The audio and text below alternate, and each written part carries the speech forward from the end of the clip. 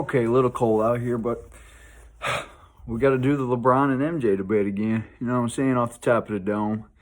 Because I don't really need much for this, okay? And you see the hats hanging in the back. We got LA, Chicago, right? LeBron and MJ. Let the debate begin. Okay, so here we go. You ready?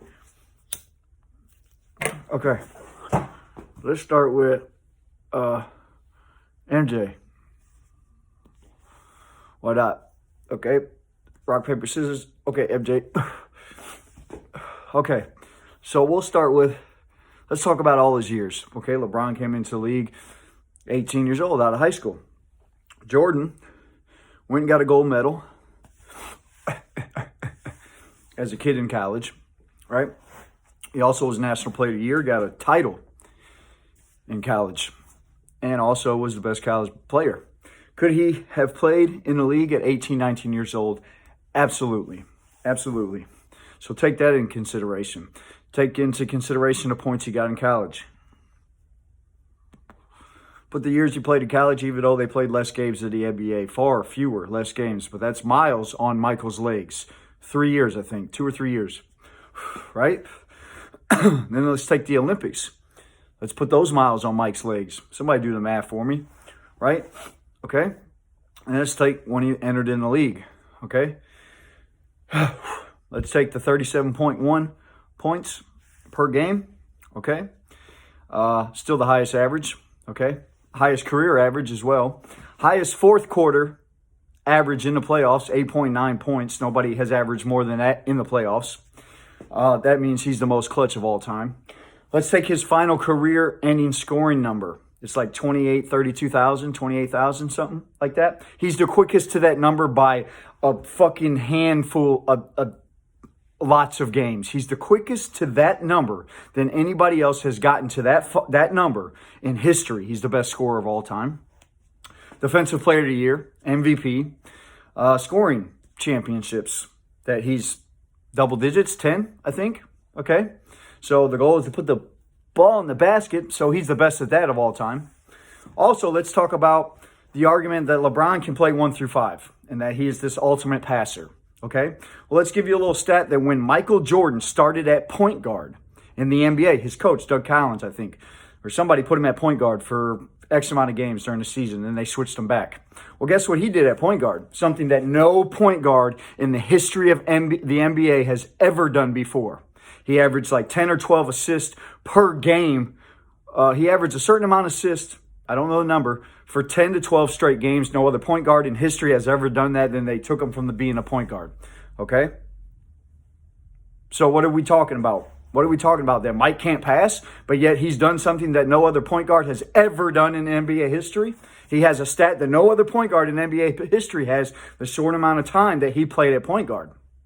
So what are we even talking about there? Okay, now let's go on to 6 finals appearances, plus a year and a half off to get back into the groove of the game, right? And he goes and hits an 85-mile-an-hour fastball out of the park in AAA majors. Not to mention that we're talking about the major scouts said Michael would eventually have made the major leagues if he had kept playing, okay? Not to mention that Bobby Knight called him the best basketball player he had ever seen in his life, and he hadn't even stepped foot on a college floor yet.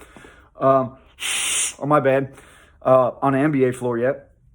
6 finals MVPs, 6 finals appearances, 72-10, and won the title.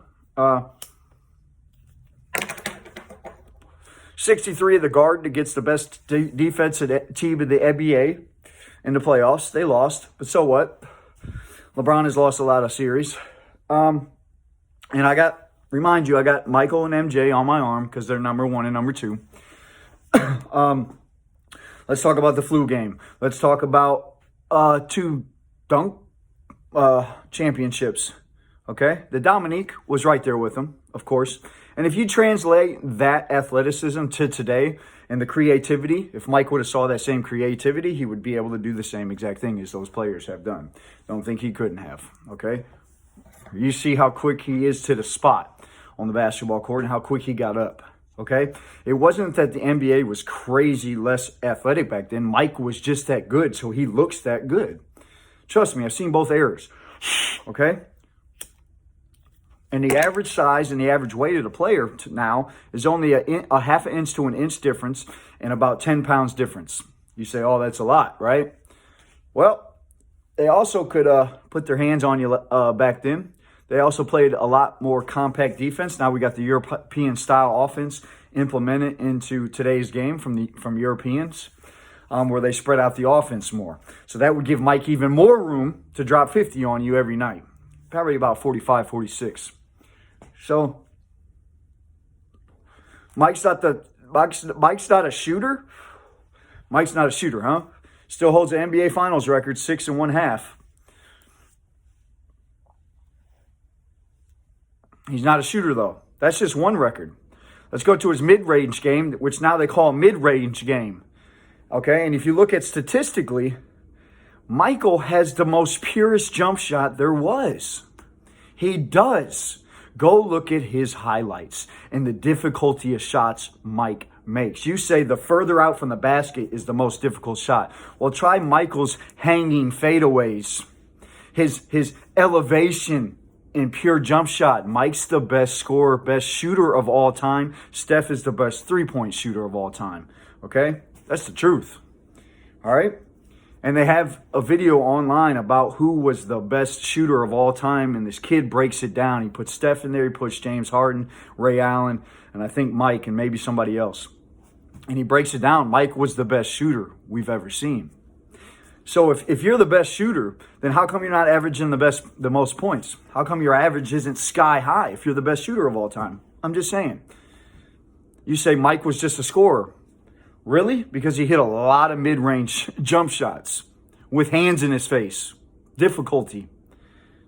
And he still made them in the most clutch moments. There's really no argument. The speed, the athleticism, the defense, the on-ball defense. Mike was a man amongst boys. He was the perfect designed basketball player. 6'6", 214 pounds. Okay, LeBron's a tight end, a defensive end. Okay, LeBron's a beast. He's a beast. Now, one-on-one playing, okay, I still think Mike gets the best of him. Why? Because Mike's going to hit more shots. Right? LeBron's only hope is to turn his back to Mike. And then Mike's going to make it difficult for him because eventually he's going to feel him out. Right? And so, but one-on-one doesn't mean much to me, right? Because I've beaten guys that are better than me in a team basketball setting. They're better than me. But I beat them one-on-one. I was quicker, whatever the case was. When you're at that professional level and you handle the basketball, there's really no stopping you, right? You can only hope to contain that offensive player like a Kyrie or something. And if they get hot, they're going to beat you in one-on-one, period. So one-on-one, that don't even matter. So ask any basketball player that. Let's go to LeBron's argument. Okay, and add up all Michael's years. Okay, he had some pretty significant stats at the age of 40. He did. I watched it. Okay, I watched him do things that most 40-year-olds can't. Same with LeBron. LeBron's a hell of a basketball player. Hell of a basketball player. I think that his athleticism suits his size. If he was smaller, he wouldn't be as dominant because he's not as quick. He might be quicker if he's smaller. I don't know. LeBron is a hell of a specimen, okay? He is great. Do I think he could go to the NFL right now and play some tight end or wide receiver? Absolutely, and he might dominate. So as far as athleticism, the only difference for me is that Michael was smaller and faster, okay? Right? And some would say, well, that's why LeBron's better. Well, I don't think so, okay? There's just more things that MJ could do in the air, off the dribble, with his back to the basket. He had more moves. He had more in his bag than LeBron, offensively and defensively. He does. LeBron's a smart basketball player, right? But Jordan could do it all too. He could do it all too. And LeBron would have struggled with the big centers back then too, especially in the 90s. Maybe not the 80s, okay? But he would have struggled with them boys in the 90s. In the post, absolutely he would have. So LeBron's thing is longevity. He's played at a high level for a very long time, right? But imagine if Jordan had them same amount of years. Jordan can't help that he played his heart out and that his knee was going bad consistently at the end of his career, right? And his father was murdered, and he wanted to go open up that dream that him and his dad had of him playing baseball, because that was their love when they were growing up. So why penalize Mike for that? And as far as the GOAT debate is concerned, right? Because would there be a GOAT debate if Jordan wins 1 out of those 2 years he was gone? Or, 2 out of those 3, or 1 out of those 3, 2.5 years, whatever he was gone. If he only wins 1, now we're talking about 7 out of 8, 7 out of 9. We could be talking about 8 out of 8. We could be talking about that, but we're not. Okay, so it's not part of the argument. All right. LeBron beat a Jordan-less Golden State team that didn't win the ring. So what's that tell you? They win 73-9 for nothing. Okay, shout out to Golden State. I love you guys. It's my daughter's favorite team. My daughter's mother's favorite team. My son loves Steph Curry, right? And so I love them too. But they're also a product of the Chicago Bulls. They play a lot like them. They got a lot of similar players, right? They got shooters. They got a Rodman. Okay, they got a Horace Grant. They got Green. And then they got a system. And you don't think that Steve learned a lot of his coaching from Phil? Then prior champions before that, the Lakers. You say LeBron didn't beat, or MJ didn't beat the Lakers. Yeah, he did. His first championship, he did. 4-1. Then he beat a well-oiled machine, very physical team in Portland.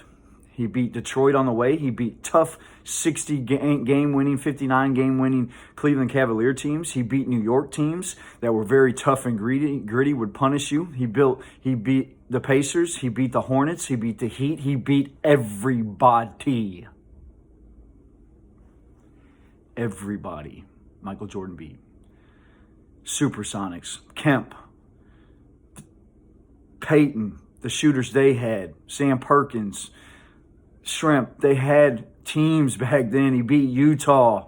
Shooters all across the board. Russell, Hornacek, Stockton, Malone. They had a 7'1" center. Okay, Luke Longley was 7'2". Don't think that was a bum team Chicago had. They had a big old boy in the center. They had one of the best defenders of all time, and Rodman, one of the probably the best on-ball defender given his size and length. Scottie Pippen. They had Michael Jordan, the best defender of all time, on their team. You think they wouldn't have beat teams nowadays as soon as they ran up and down the floor for a few games with them boys? You don't think so? Yeah, they would, youngsters. They would. They would dominate. They would dominate. All it would take would be for them to get in the groove of the spreading of the game, and it might be easier for them. The basketball moved really fast back then. It moves fast now. Don't get me wrong, but you guys got HD television. They didn't have that back then. But you're seeing highlights of Jordan, and you can't tell me you're not in shock, okay? Now, LeBron's got the all-time scoring record. But we wasn't talking about Kareem. For years, we weren't talking about Kareem. Then Kobe got high on the list. We're talking about Kobe. But that's been forgotten. Now LeBron's number 1 on the list. Why? It ain't because he got to that number the quickest. It's because he had to play that many games to get to that number. It's just like if Belichick stays for 15 more wins. Right? I don't know who was the quickest to that number. It was probably Shula. So does that record really matter? No, because Shula got there quicker. So it's just it's a matter of I got to play X amount of games to get that record. It doesn't mean you're the greatest scorer. It doesn't. Jordan's the greatest scorer because he got to his final number quicker than anybody else got to that number. There's really not an argument here. There really isn't. There's not. There's not. Jordan didn't have, let's throw the All-Stars that Jordan didn't play with. There's only one player that Jordan's that any of Jordan's teammates had ever been they had ever been named to an All-Star game. That's Scottie Pippen. Dennis Rodman never made an All-Star game. team. Tony Kukoc never did. Luke Longley, Horace Grant. None of those guys ever made an all-star team. It was just Scottie Pippen. Now, go ahead. You go through the list of what LeBron played with. I'll wait, because it's a pretty long one. No offense, LeBron. I love you. You're the king. Right? You are. A great basketball player. Number 2. Okay? Yep. And I still have faith that you're going to get another title. I really do. And I'm rooting for you. LeBron's longevity, he beat the 73-9 Golden State Warriors. And he had to do it coming back from 3-1. That's his biggest accomplishment. But it doesn't make him the GOAT. And I'll tell you why.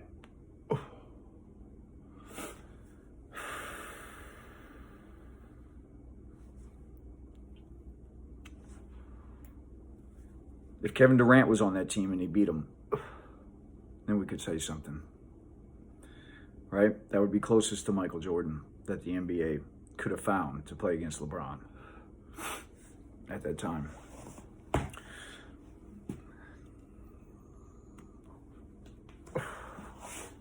He didn't beat Jordan or anyone like him.